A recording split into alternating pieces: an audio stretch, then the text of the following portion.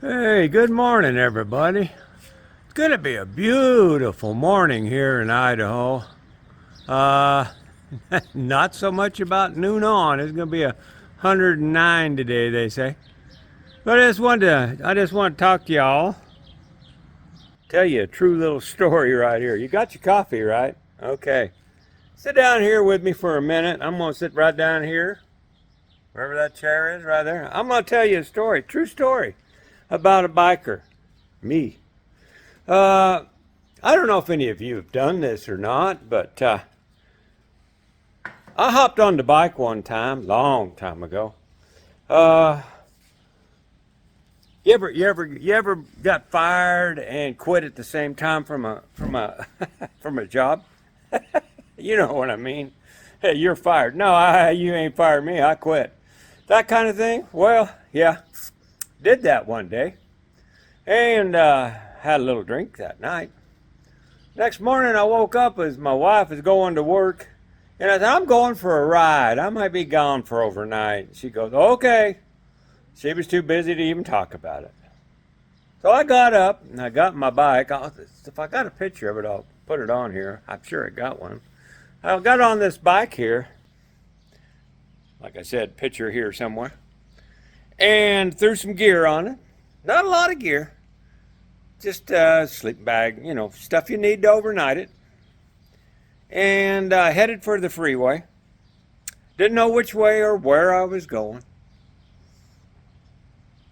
Got out there to the freeway and a guy on a Harley went by. I went, wow, I don't got no place to go. I think I'll just follow him. So I jumped in and followed this feller. Now, he's all dressed in leathers from top to bottom. And it's hot. Anyway, I just followed him.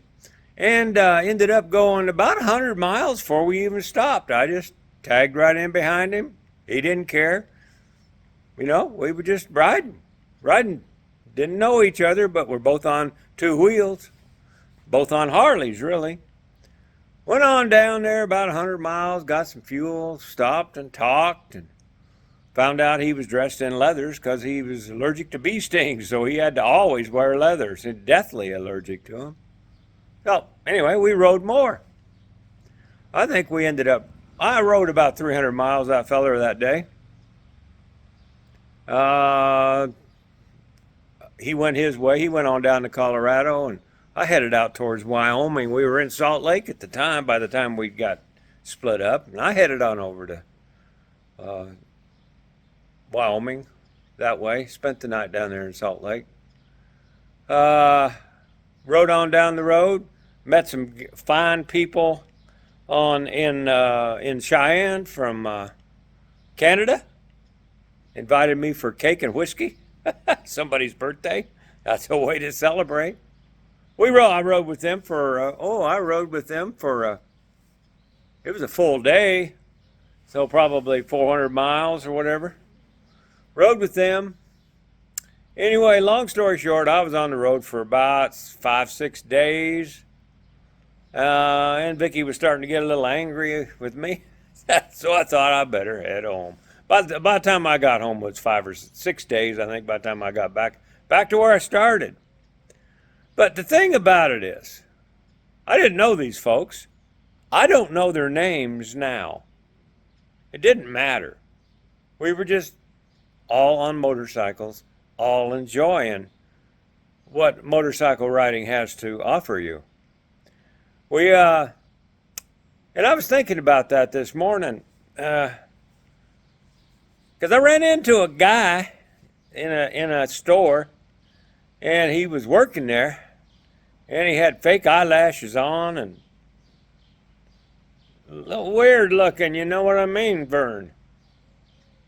And I thought to myself, I didn't ask these guys' names. I didn't ask if they were he, she, him, or none of them other pronouns, because you are what you are when you're born with what you got. You just are. But I didn't ask them guys' names. We didn't have to go pussyfooting around about, ooh, man, I better not call him a her or her a him or none of that. We didn't have to. We're all men and women on bikes having a good time. this crap nowadays, you got to be worried about upsetting somebody? Good grief, what happened to freedom of speech? If you see somebody that looks like a sissy, they're a sissy. Be a sissy if you want to, but don't make me accept you as something you're not. Anyway, that was my story on the bike riding. I had a great time. And any of you done that? Just hopped on the bike and not had no place to go and didn't come home till your old lady got pissed. I had a great time. Great memories. Make those memories while you're young. Could I do it nowadays?